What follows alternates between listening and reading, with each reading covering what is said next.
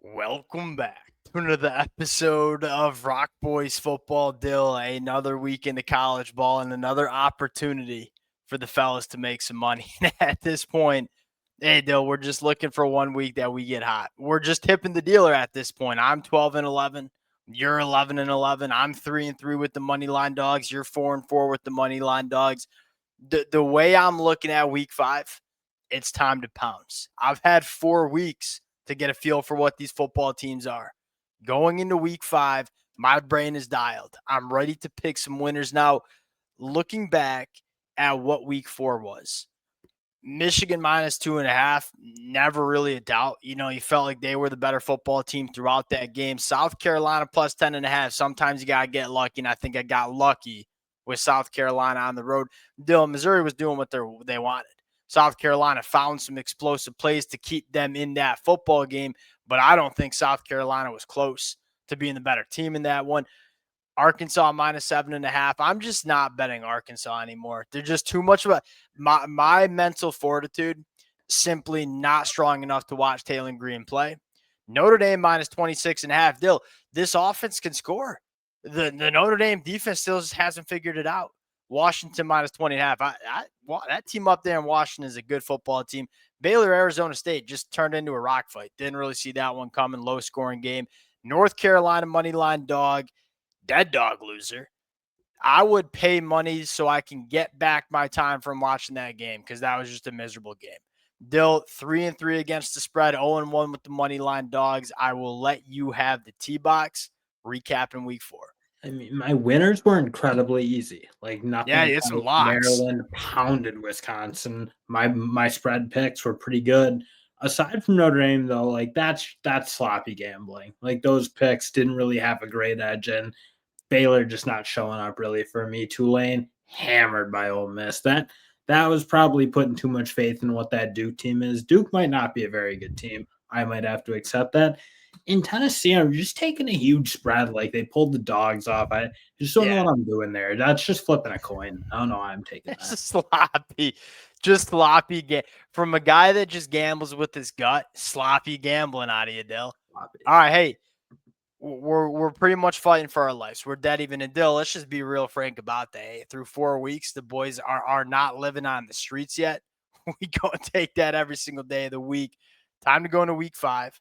Before we do, and as always, as many of y'all can see, the boys need some winners. So number one, if you are watching this, you made it 3 minutes into the episode, please drop a winner in the comment section. Appreciate you guys rocking with it. If y'all do enjoy the content, consider subscribing to the channel. Dill, going to week 5, my biggest concern for us here is we agree on a couple of plays. And when we agree on picks, they normally don't win. Florida State minus 6.5. Let me say this right off the bat real quick. I like the over in that one too, because I'm still trying to figure out just how good Florida State's defense is. And I really do like Chandler Morris and that Virginia offense. But I will say this, going on the road, I think Florida State is probably sniffing 40 points. And I'm not sure if Virginia gets much over 25 here. The amount of different ways that Florida State can attack you on the offensive side of the football, the extremely dynamic rushing attack, very explosive through the air. Still, Tommy Castellanos, he is spinning the rock, man. He is not just an athlete. He's throwing beautiful footballs. Virginia doesn't have any difference makers on defense. It's not a bad football team. Just doesn't have a lot of guys that scare me. I think Florida State's going to be able to do what they want, run the football when they want. Going on the road, running the football inside of a touchdown, I'll take Florida State here on the road. Yeah, I'm much more of a believer in Florida State than a hater on Alabama, and that's really where I feel like I see this Florida State team. Like, I think they're a good football team. I think Virginia is what they are. Like, Tony Elliott's done an okay job there. I think he's kind of middling a little bit. I still think they're middling. And if you're middling, 6.5 is not a huge spread for what I think is a very good Florida State team right now. Dill, here's the thing with Florida State is I think a lot of, and I don't mean this in a bad way, like the intelligent college football fans who follow this sport closely, they'll look at the Florida State roster on paper and be like, right? Here's what I'll say. You look at it like that? A little bit on defense. I wonder how good they are, but it's a I really look good at it offense, and it's well coached on defense, so I'll and give them it's that. okay. Number one, the home run hires on both sides of the football when it comes to coordinators. Their personnel fits exactly what they want to do. And I'm just not sure if there's many teams that can say that across the country. Like I think about Jimbo Fisher and what he did at Texas A&M, and I'm kind of getting on a rant that I shouldn't be, but I'm already halfway through it, so I'm gonna finish it. Florida State went to the portal and said, "Hey, we're not worrying about the names. We're not worrying about the star power. We're worrying about guys that fit what we want to do on both sides." And when I watch Florida State, it's like that's what it is. It's not the flashiest names that you see on the field, but gosh darn it, do they fit what Florida State wants to do on both sides of the football? And like you said, I think they're a damn good team. I think Alabama's a damn good team. And Florida State just straight up beat them week one in that football game. All right, going to another one. Let's just get the ones that we agree on first. And buyer beware here. LSU going on the road playing Ole Miss, getting 1.5. I think LSU goes on the road and wins it. Two different reasons. Number one, Trinidad Chambliss, 2 games of film. I promise you, Blake Baker's going to have a plan to deal with Trinidad Chambliss. And it feels like this is a spot where this is a legitimate top 10 LSU defense, by the way. The Cinderella story. Let's be honest, like Trinidad and Chambliss have been beaten up on some weak teams. Like Arkansas is a really, really bad defense, if we're being honest. Tulane's like a good, solid G5 team, but they're a G5 team, and Ole Miss definitely out talents them. Yes. You said it. Like, hey, if Austin Simmons plays this, I think this is an easy win for LSU because I don't even see how that's frankly a question for this Ole Miss team. Yeah. I think Chambliss is much better for that program. Runs Lane Kiffin's far. scheme far better than what I feel Yes. like Simmons was. So they trot out their Simmons. I would love that. But speaking on Chambliss, I don't know. I feel like we're building him up to be a lot more than maybe he is at this point. And I because he love this just hasn't story. seen the defense like I LSU. love this story, right? But it is you kind of said it best. This is a little bit of a different caliber And defense. especially athletically, this LSU defense has guys who can run him down and I think be a problem for him. Like I look at what Whit Weeks can be. I look at what Perkins can be. Yep. They're just so much more athletic than anything that Chambliss has seen. Huge problem. The other part of this is I just don't know if Ole Miss can challenge LSU's weaknesses.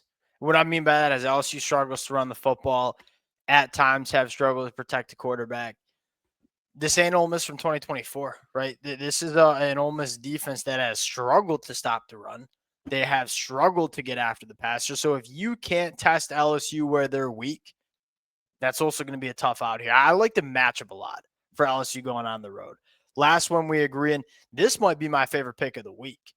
Tennessee minus 7.5. Dill. The boys are all aboard the Vols train heading into the rest of 2025. I had so many question marks that didn't even include the quarterback position, right? I think it's been abundantly clear Joey Aguilar is a better quarterback than Nico. He's at least running this offense better than Nico ran it last year. They're running the football just as well as they ran last year. They are pass protecting better than they did last year. I'm not sure if the defense has as much bite as it did last year, but this is a Mississippi State team that has not seen a line of scrimmage team like Tennessee yet this year. It's gotten better. They're not deep enough. That's the problem. Like I look at them in terms of their depth and how Tennessee plays, run the ball, be physical, hold the ball, and then the tempo they're going to be able to play with. I just feel like Tennessee is going to wear this team out, get on them later in this game. And again, Tennessee, I don't know that they're going to pull their dogs off. And frankly, if it's 7.5 points and you see that, I think you're going to be okay. And that might be the only worry because I just don't see how this Mississippi State team is a 7.5 point spread with this. And here's the other thing. You're going on the road into a hostile cowbell environment. Well, we got the best first 10 play scripter in the country, Dill. Tennessee goes 10 plays, 75 yards, and scores a touchdown right off the bat. We might not hear all those cowbells in the second and third quarter either. All right, those are the picks we agree on. Don't feel good about them that we both agreed on them. I will give you the T-box here. Where you want to go next?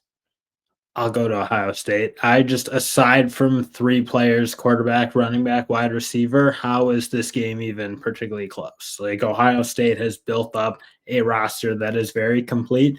Washington has good pockets of this program. I just don't see a complete roster, and hence like 7.5 points is not a particularly big spread for this Ohio State team. Yeah, so I will say this one, you it feels like a sucker bet. I feel like there's a lot of us college football fans that feel Ohio State inside of 10 Under points. 10, give it. We'll take it, right? I look, if you put a gun to my head and said, "Hey, you got to pick one," I'm taking Ohio State to cover the number 2. What's holding me back is number 1, Julian saying, like, okay, he's been really good. Well, this is his first road start of his career, and it's coming in Husky Stadium, an undefeated Washington team. That's actually a pretty damn good Washington team. The second part about it, Dill, Washington's got a really good secondary. Like, can they maybe slow down these Ohio State wise, especially if Dacario Davis is back healthy for this one? Him and Price, like that's a legit boundary cornerback duo. I'm not saying anybody's taking away Jeremiah Smith, but can you slow them down a little bit? Can you make Julian Sand a little bit uncomfortable? There's just too on the many road? ways to hurt you. It's like, yeah, I get that. Again, I'll say it again. There's pockets. These cornerbacks are good. I don't think the rest of this Washington team is particularly good. And Ohio State's complete. They have guys at every level of the field who can hurt you. You can't take away Jeremiah Smith and think that's good enough. And I don't know that Washington has a deep enough roster. You're only giving me Julian saying on the road that. No, you act like I'm just providing. I'm providing my insight on why the spread might be looking like that. Because I'm with you, man. Like, I'm with you. I think what you said's right. Washington has some really fun aspects about this team, and DeMond Williams playing really, really good quarterback. They're not close to being the complete team that Ohio State is. I think that's a very accurate statement. All right, well, let's get the fight out of the way. You already thought we were fighting. Now we're actually fighting. Notre Dame, I'm taking them to cover 4.5 points on the road against Arkansas. You got Arkansas plus 165 as one of your money line dogs. I'll give my pitch first. This Notre Dame offense going to score, man, because that Arkansas defense is an absolute joke. And CJ Carr, he's ripping it, man. They can run the football. They can push the ball down the field. This is a much more dynamic offense than what we saw last year. And I'll say this, I had some concerns about Notre Dame's offensive line after I watched week 1 against Miami. Like, Dill, it turns out that Notre Dame offensive, I guess that what it turns out to be is Miami might just be freaking nasty up front. The question is, did Notre Dame fix the defense? Because if they didn't, Arkansas is going to be scoring. And there's no fixing. The issue with Notre Dame is there's no fixing not having enough talent on the defensive line. And I'm saying this about a Notre Dame team. Yeah. But I look at now 3 straight weeks, not an ounce of pressure on the quarterback from that front 4. Yeah. The disappointment I have in these defensive ends for Notre Dame, I can't probably say it enough. The boys were high on him. That's a really, really weak unit. I thought that was going to be a good unit coming in. Yeah. And if you can't pressure Taylor Green, he's going to light you up. He's not going to make the mistakes that killed this Arkansas team over the past year and a half or so. I'll just take, there's a reason they're the underdog. They should be the underdog, but give me plus 165 if we're just going to have a straight up track meet. And if Notre Dame can't put any pressure on him, that's what we're going to have. Yeah. And the problem is you can blitz Taylor Green. He's really dynamic with his legs if you're going to come after him in that manner. And I think that's the only way Notre Dame can get any pressure. Yeah, I get one of the reasons for my is Marcus Freeman really going to trot out another bad defensive performance? It's not the coaching. People are blaming Chris Ash. Like, you got a front 4 that's playing like a JV level. What are you going to do about that? Well, this defense is not that different from what we saw in the national championship run. Yeah, except you lost 2 NFL guys in the interior who might be more important than we thought they were. That's fair. And you lost some veteran guys too. We'll see. I mean, it's so frustrating because there's so much to like about Notre Dame, but there is that glaring problem, and they just can't affect the quarterback. All right, I'll give you one that I think I like. USC going on the road, covering 6.5 points. This is a double whammy, right? Like, number 1, I am higher than most on USC. And number 2, I am very, very low on Illinois. Illinois right now, and this is just what the film tells you, is you got one redeeming quality of this football team, and that's Luke Altmaier at quarterback. But you can't run the football. You cannot protect Luke Altmaier. The defense does not particularly scare you and just got carved up against Indiana. Guess who's playing some really good football out west? Jaden at quarterback for USC. They can run the football too. They're averaging 7.1 yards per carry. It's top 10 in the country. Talk about a recipe going on the road and winning the Big Ten, running the football. Biggest issue here, if Illinois can run the football and they have to drop back and throw it 40 plus times in this game, of which I think they will because they haven't shown me the ability to run it. And USC is going to make them do that because USC is going to score. I just don't see a world that USC's offense being stopped. If you're going to drop back, this is an Illinois team that's allowing a sack on over 13% of dropbacks. USC is sacking the quarterback 10.7% of the time. That's top 10 in the country. I mean, it's just a bad matchup for Illinois in this game. There's this conception that Brett Bielema with an Illinois team is better along the lines of scrimmage. They flat out are not in this football game. USC goes on the road, cover 6.5. I'll put you back on the tee box. You just get your Indiana take off. I'm going back to the Indiana well, and if you give me them with just keep making money, brother. If they're 10-point spread or under against a team of the Iowa ilk, the Rutgers ilk, the Illinois ilk, give me them to cover that because I don't know that they have the talent to go bang with a Penn State or an Iowa or Ohio State, I should say, or an Oregon, like those top tier teams in the Big Ten. You didn't throw Michigan in there? Well, I don't know. Michigan's a top tier team right now, so I'll reserve judgment on that game if they had to play it. Look, I don't want to see it. All right, you keep going. It's my bad. But if I see them with that type of spread against these mid-tier Big Ten teams, like they just execute at such a high level, they almost do play like perfect football. And especially against Iowa, who has made their living on situational football, special teams plays, defensive takeaways, defensive touchdowns, those type of things. Indiana doesn't get those. And frankly, Cignetti is far better at it than Kirk Ferentz is at this point. So give me Indiana to pound this Iowa team. Kirk Ferentz is great. Kirk Ferentz. There's a media guy who says Kirk Ferentz. Now it's in my head that way. I like it. Honestly, I almost want to add it to my card because you said it best. Iowa, especially at home, they're just going to rely on you to make some mistakes and give them some short fields. And Indiana ain't going to give that to you. They just going to do their job and they going to execute. I don't hate this at all. I got one more. No, I got two more. Alabama, Georgia over 53.5. Bill, this is not your vintage. This is not, what do they say? This is not your grandpa's Alabama, Georgia matchup. Like, we're used to seeing these two teams with absolute vicious defensive lines, absolute vicious defenses. I don't know if you have that in this football game.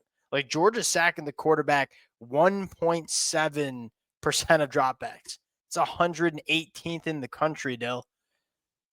I like the offensive skill in this game on both sides of the football more than I like the line of scrimmage play on both sides of the football. So when you're telling me, hey, offensive skill is better than the line of scrimmage play, that's telling me there's going to be a lot of points. I think, look, and especially Alabama, Dill. Like, when Ty Simpson has clean pockets, he can carve you up, and he's got the weapons. I'm not sure if Georgia has that depth in the defensive backroom to deal with all the weapons Alabama has. Gunnar Stockton showed us he can score points too. This is going to go over. Run over back. If you got two teams that can't affect the quarterback, and right now I feel like that's a little bit where Bama and Georgia are until they prove otherwise, that's a good recipe for a lot of points, especially because you said it. Like, Alabama had good skilled players last year. I think their passing attack will be better this year with Ty Simpson than it was with Milroe. Georgia's way upgraded their skill positions. I think that offense can be much more explosive. So I'm kind of with you. That's a really low spread for this game. And Georgia got significantly worse on their defensive line. I mean, that is a defensive line that is not even close to the bite Georgia has had the last 5 years. I got one more. I'll get it off my chest. Rutgers on the road against Minnesota. I think they can get it done. But if you're going to give me 4.5 points and what could be a little bit of – like, Minnesota just loves playing those games, 24-21, 21-17. You're giving me 4.5 points. That's like gold. And Dill, what do you love about Minnesota right now? They went on the road 2 weeks ago, got smoked by a Cal team that turned around and got shut out by San Diego State. I know that's transitive property, and that's probably not the best way to look at this sport. But early in the season, that's all I got, man. And then I'm going up and looking at Rutgers playing Iowa Friday night.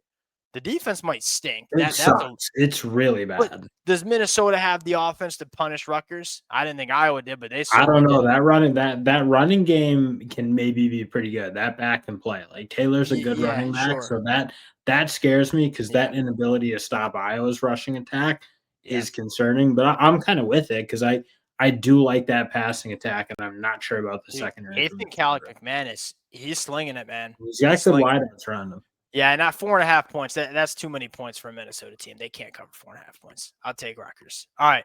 Last pick you have South Carolina at home against Kentucky, getting 5.5 points. I've been burned by South. Sorry, you go. That's what I'm going to say. Like, I feel like I've seen you get burned out a couple straight weeks. You got really lucky last week to even cover that. I'm not like in love with this, but this is a much more anti-Kentucky pick than it is pro South Carolina. And frankly, South Carolina stealing explosive plays. I don't think they need to score a ton of points to put this Kentucky team away in a pretty meaningful way.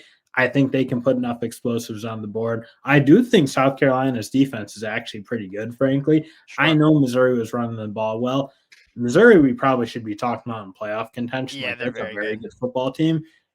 Kentucky isn't in that world. I do think South Carolina is going to score enough explosive plays, and their defense is solid to me. Yeah. I mean, just South Carolina is really hard for me to trust right now. Their offense is disgusting. It like makes you want to pull your hair out watching them and how inefficient they are and unable they are to just sustain drives. The negative plays are so. That's the problem is they were explosive against Missouri. They haven't been all explosive to start the year. The amount of negative plays this football team continues to take is a freaking disaster. You have fun watching South Carolina. I am struggling to watch this. Well, I'm not going to have fun, but I know I'll win. Hey, money green, baby. The boys need some winners. All right, Moneyline dogs. I got one. Oregon on the road, whiteout game, taking down Penn State. 2 reasons. One, I love Oregon. I think they have the ability to run the football. I think this offensive line is really good. I think Dante Moore is really good. More importantly, James, the fade James Franklin in big games. Like until he's showing me he's consistently beating these teams, I ain't taking him to win. The only issue here is Oregon's young. How do they manage the whiteout environment? No, let's be honest. The one issue is Oregon deep enough in their interior defensive line to play an offense that can really, I do think, run the ball. They got a really good, experienced offensive line and 2 really good backs. That's the real question. Yeah. Can this depth hold up for this Oregon interior defensive line? Because otherwise, Oregon's definitely the better team in my eyes. Like they have more talent. I trust them more in big moments. But I am quite concerned about that. And that's the reason I'm laying off it. But I'd probably be on that Oregon side if I was in. TCU plus 135 for you. Is just a classic shootout. Whoever has the This is me saying Josh Hoover is the better quarterback in this game. So give it to me when I don't think it's like overwhelming talent on either side. Yeah, this is the definition of a toss-up game where it's like, hey, what quarterback do I trust to come up with plays in the fourth quarter? Well, gosh darn it, Wait, you don't think Josh Hoover's a better quarterback in this game? No, I think that's what I just said.